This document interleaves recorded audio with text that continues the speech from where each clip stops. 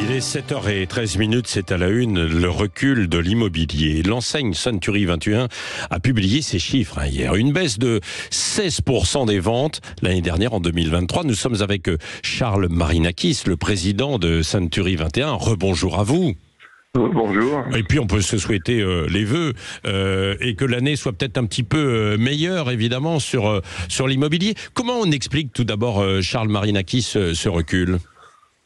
Alors d'abord, bonne année malgré tout à tout le monde. Voilà, la France immobilière s'est malgré tout pas écroulée, donc on peut formuler des vœux immobiliers. Ce qui s'est passé en 2023, c'était plutôt assez attendu. Si vous voulez, les taux d'intérêt ont été multipliés par 3 en 2 ans, donc ça a forcément enlevé du pouvoir d'achat immobilier aux Français. C'est ce qui explique aujourd'hui le ralentissement des transactions, si vous voulez.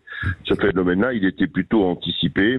Alors nous, on est à moins 16, les notaires annoncent moins 18, les FNA moins 22. Ouais. Peu importe, entre 15 et 20%, en tout cas, ce qui est certain, c'est que le marché s'est sévèrement ralenti cette année, voilà. Oui, il s'est un peu gelé. Est-ce que ça a eu des conséquences sur les prix ? Malheureusement, j'allais dire malheureusement, les vendeurs vont pas apprécier ce que je vais dire là, mais non, effectivement, ça c'est la surprise de l'année, entre guillemets. Alors chacun appréciera de savoir si c'est une bonne ou une mauvaise surprise, mais la surprise de l'année, c'est que ça a très peu impacté les prix, en fait. Voilà. Et on pensait tous, et moi le premier, pour être tout à fait transparent, que le ralentissement du volume des transactions, mécaniquement, si vous voulez, impacterait les prix, et ça n'est pas le cas. La baisse est assez minime sur ce qui s'est passé en France.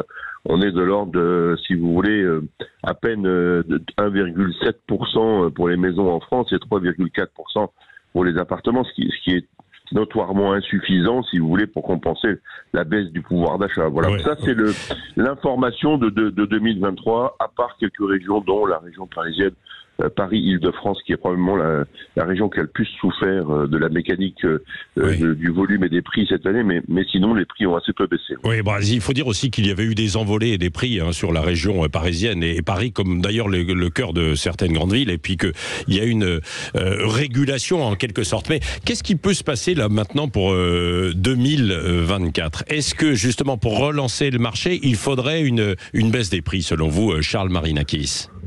Oui, je crois que ça me paraît nécessaire. En fait, ce que je souhaiterais, si on devait formuler des vœux immobiliers pour 2024, c'est que chacun fasse un petit bout du chemin. Moi, ce que j'observe, c'est que les acquéreurs, si vous voulez, ils ont déjà fourni beaucoup d'efforts. Souvent, ils se délocalisent pour acheter moins cher.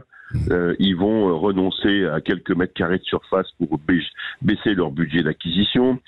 Ils vont augmenter un petit peu leur rapport personnel en puisant encore dans leur épargne personnelle ou familiale pour diminuer leur capacité d'emprunt. Ouais.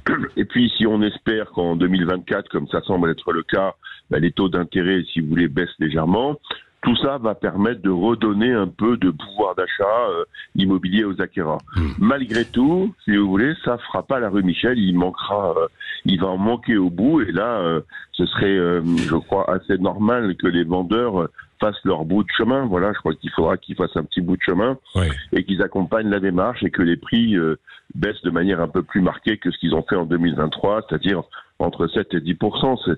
Ce serait l'idéal pour redonner à ce marché-là la tonicité qu'il mérite. Et puis, dernière question, Charles Marinakis, on regardera aussi les taux, évidemment, parce que quand l'argent est trop cher et les emprunts élevés, évidemment, ça fait des mensualités trop conséquentes, quoi. Là, il faut que... Bon, ça s'est stabilisé, il y a eu une petite baisse. Quelles sont les perspectives, là ? Écoutez, les perspectives sont plutôt bonnes par rapport à ce qu'on a connu sur les 2 dernières années, voilà. Donc là, il y a une tendance de la Banque Centrale Européenne qui donne une indication en disant que probablement la prochaine régulation des taux serait légèrement à la baisse. Alors que personne ne s'enflamme, ils ne retomberont pas à 1,5% ou 2%.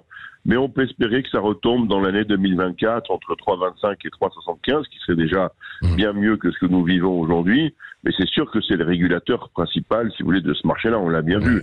L'augmentation brutale des taux a freiné de manière drastique le niveau des transactions. Et si on avait ce petit coup de pouce-là, et si chacun faisait un petit bout de chemin, les acquéreurs un petit effort d'apport personnel, un petit effort de surpasse, la Banque Centrale Européenne soit un peu sympa, nous ajuste un peu les taux et que les vendeurs acceptent de faire un bout de chemin, voilà, je pense qu'on va retrouver une année 2024. Moi, je suis loin d'être pessimiste. Je crois que ce marché, il a tout. D'abord, il s'est quand même fait quasiment 870, 880 000 ventes cette année, donc il y a quand même des transactions qui se font. On est loin des situations d'il y a 10 ans. Et puis par ailleurs, ce marché il a toujours eu cette capacité à s'autoréguler. Et moi, je fais confiance aux acheteurs et aux vendeurs pour trouver un terrain d'entente comme ils l'ont toujours fait depuis la nuit des temps. Voilà, absolument. Et puis aux agents immobiliers aussi qui sont là pour conseiller. C'est notre travail, exactement, d'arriver à faire en sorte que les transactions se fassent sur un prix accepté par le vendeur et acceptable par l'acquéreur. Absolument, absolument. Merci beaucoup, Charles Marinakis. Merci à vous de votre invitation et bonne journée à tout le monde. Bonne journée, président de Century 21. Et puis je rappelle, tous les rendez-vous autour de l'immobilier sur Sud Radio, qui est la radio évidemment de l'immobilier. Le samedi matin avec l'équipe de Sylvain Lévy-Valency, bien sûr, de Radio Imo sur Sud Radio à 9h15. Et puis le dimanche matin également avec Oser Investir et Thomas Binet.